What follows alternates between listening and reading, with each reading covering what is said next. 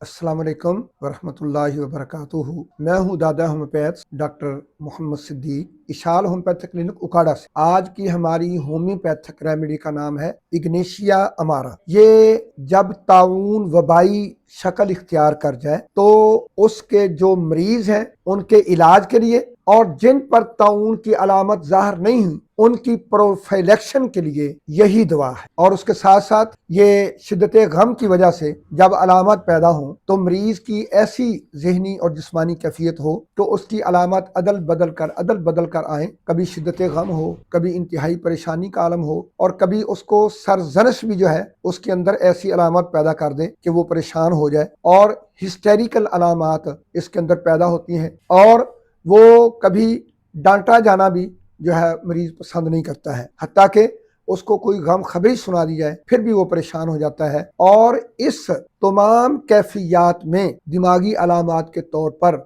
यकदम उसकी कुव्वत जो है जिस्मानी और आसाबी सलब हो जाती है और उसके ऊपर फालजी कैफियत जो है उसकी अलामत ज़ाहिर हो जाती है। हिस्टेरिकल दौरों के साथ साथ गशी के बेपनाह दौरे मरीज को आते हैं जिसकी वजह से उसको ये महसूस होता है कि शायद मेरा दिल भी बंद होने लगा है, दिल की धड़कनें कमजोर पड़ गई हैं और सांस भी बंद होने लगा है। लिहाजा उसके ऊपर फिर गशी के दौरे शुरू हो जाते हैं, जिस्म की ताकत सलब हो जाती है और वो गुनूदगी में चला जाता है, बेहोशी के आलम में, और उसकी तमाम जिस्म की ताकत सलब हो जाती है और उस पर फालजी कैफियत जो है वो रूनमा हो जाती है।